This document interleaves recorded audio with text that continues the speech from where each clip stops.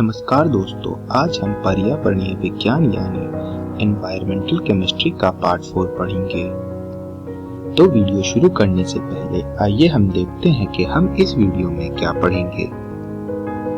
इस वीडियो में हम मृदा प्रदूषण के बारे में पढ़ेंगे और हरित रसायन के बारे में पढ़ेंगे। इस स्लाइड में हम मृदा प्रदूषण के बारे में पढ़ेंगे। भारत एक कृषि आधारित अर्थव्यवस्था वाला देश है, जहाँ कृषि यानी फार्मिंग, फिशरीज और पशुधन यानी लाइव स्टॉक के विकास को प्राथमिकता दी जाती है। अकाल के समय के लिए अधिशेष उत्पादन का भंडारण सरकारी तथा गैर सरकारी संस्थाओं द्वारा किया जाता है।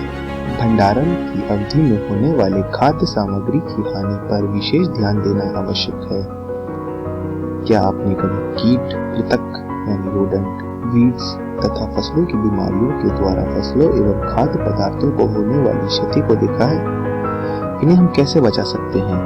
फसलों के बचाव के लिए प्रयुक्त होने वाले कुछ कीटनाशी एवं पीड़कनाशियों से आप परिचित हैं। यह कीटनाशी, पीड़कनाशी तथा शाकनाशी मृदा प्रदूषण के कारण है, इसलिए इनका यूज बहुत सोच समझकर करना चाहिए। इस स्लाइड में हम पीड़कनाशी यानी पेस्टिसाइड्स के बारे में पढ़ेंगे।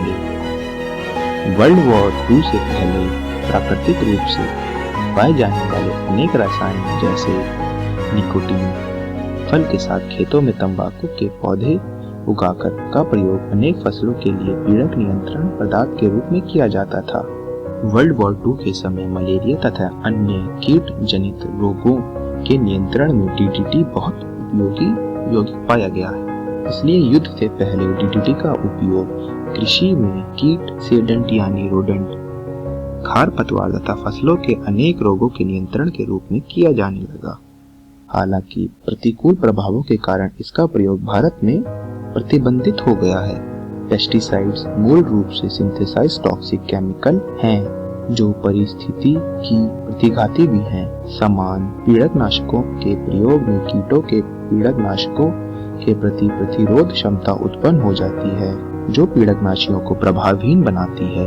इसलिए डीडीटी के प्रतिरोधकता में वृद्धि होने लगी। अन्य जीव विष जैसे एल्डरीन और डायएल्डरीन पीड़कनाशी उद्योगों द्वारा बाजार में लाए गए। अधिकांश कार्बनिक जीव विष जल में अम्लीय तथा अजैव निम्नीकरणीय यानी नॉन बायोडिग्रेडेबल होते हैं।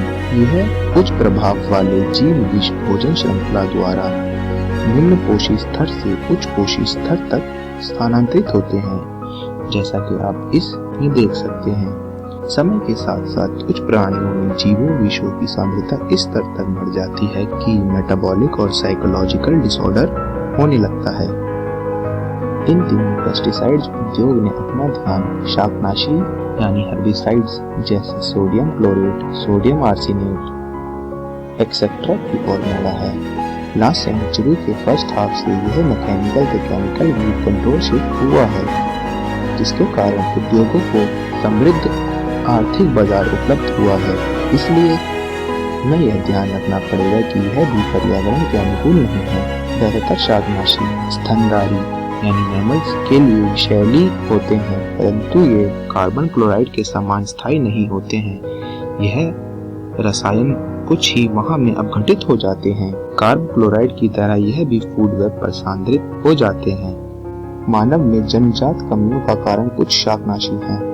यह पाया गया है कि मक्के के खेत जिनमें शाकनाशी का छिड़काव किया गया हो, कीटों के आक्रमण तथा पादप रोगों के प्रति उन खेतों से अधिक सुग्रही होते हैं, जिनकी निराई यानी वीडिंग हाथों से की जाती हो। इस स्लाइड में हम औद्योगिक अपशिष्ट यानी इंडस्ट्रियल वेस्ट के बारे में पढ़ेंगे। इंडस्ट्रियल सॉलिड वेस्ट को हम जैव अपघटनीय अपशिष्ट यानी बायोडिग्रेडेबल वेस्ट और दूसरा है जैव अनपघटनीय अपशिष्ट यानी नॉन बायोडिग्रेडेबल वेस्ट में वर्गीकृत कर सकते हैं।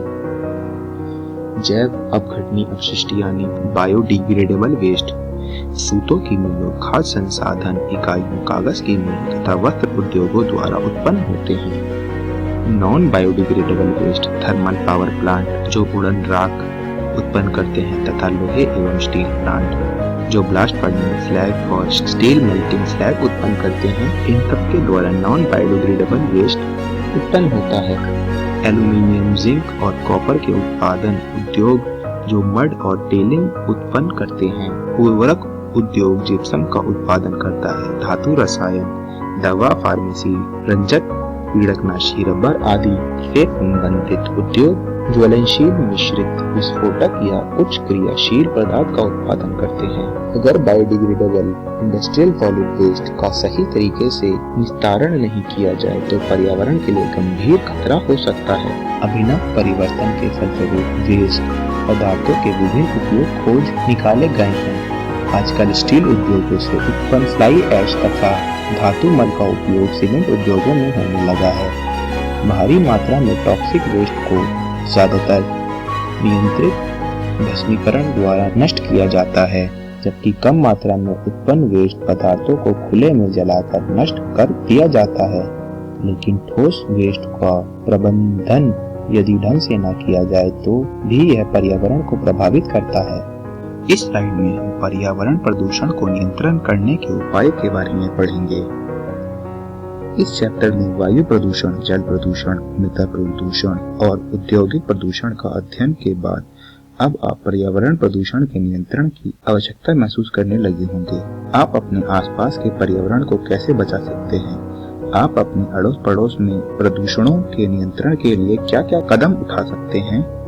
अपशिष्ट का प्रबंधन यानी वेस्ट मैनेजमेंट। ठोस अपशिष्ट केवल वही नहीं है जो आप अपने कचरादान में देखते हैं। बेकार घरेलू वस्तुओं के अतिरिक्त भी अनेक वेस्ट हैं, जैसे चिकित्सा वेस्ट, कृषि वेस्ट, औद्योगिक वेस्ट एवं खनिज वेस्ट। पर्यावरण के नियमितीकरण का एक मुख्य कारण अपशिष्टों का अनुपयुक्त विधि से किया गया निस्तारण है, इसलिए वेस्ट का प्रबंधन प्रमुख आवश्यक है।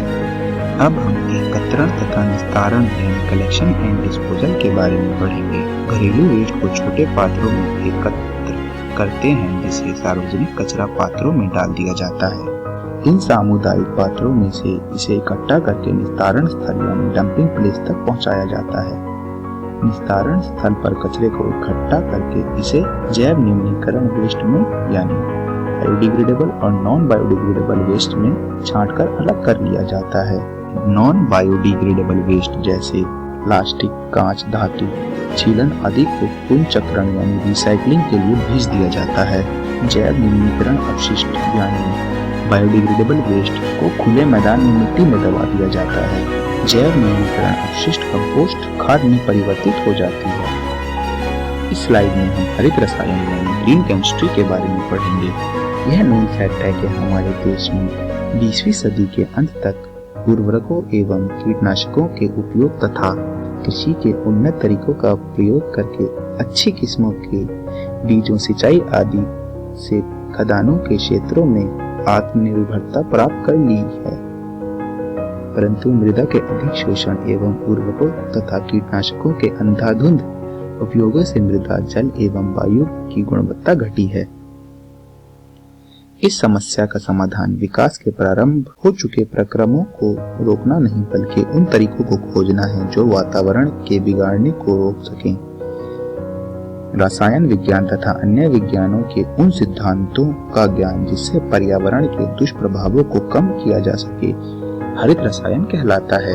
हरित रसायन उत्पादन का वह प्रक्रम है जो पर्यावरण में न्यूनतम प्रदूषण या खराबी लाए। एक प्रोसेस में उत्पन्न होने वाले सह उत्पादन को यदि लाभदायक तरीके से उपयोग नहीं किया जाए तो यह पर्यावरण प्रदूषण में सहायक होते हैं। ऐसे प्रक्रम न सिर्फ पर्यावरणीय दृष्टि से हानिकारक हैं बल्कि महंगे भी हैं। उत्पाद अपव्यय एवं इसका विसर्जन दोनों ही वित्तीय रूप से खराब है। विकास कार्यों के साथ साथ वर्तमान ज्ञान का रासायनिक हानि को कम करने के लिए उपयोग में लाना ही हरित रसायन का आधार है। जैसा आप जानते हैं कि एक रासायनिक अभिक्रिया की सीमा ताप, दाब, उत्प्रेरक के उपयोग आदि भौतिक मापदंड पर निर्भर करती है। यदि एक रासायनिक अभिक्रिया में अभिकारक एक पर्यावरणीय मैत्रीपूर्ण यानी फ्रेंडली माध्यम से पूरी तरह से पर्यावरणीय फ्रेंडली उत्पादन में बदल जाए तो पर्यावरण में कोई रासायनिक प्रदूषण नहीं होगा।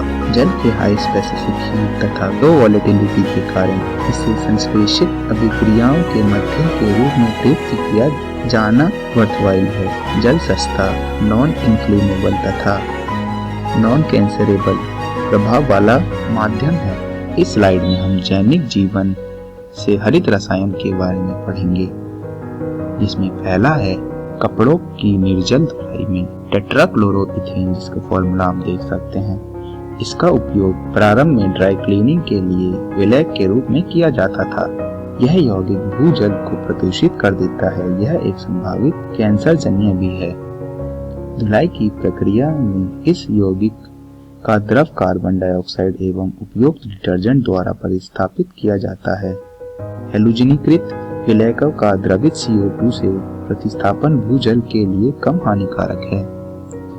आजकल हाइड्रोजन पेरोक्साइड का उपयोग लॉन्ड्री में कपड़ों के विरंजन के लिए किया जाता है, जिससे परिणाम तो अच्छे निकलते ही हैं, जल का कम उपयोग भी होता है।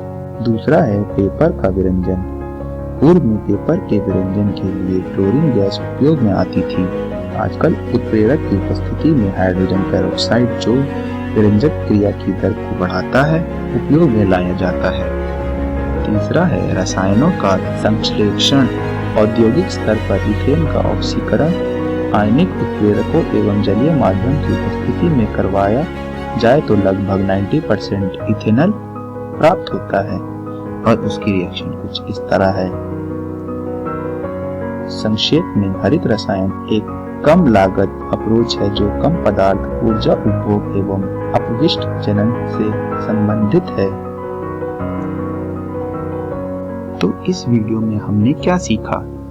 इस वीडियो में हमने मृदा प्रदूषण के बारे में सीखा और हरित रसायन के बारे में सीखा। धन्यवाद।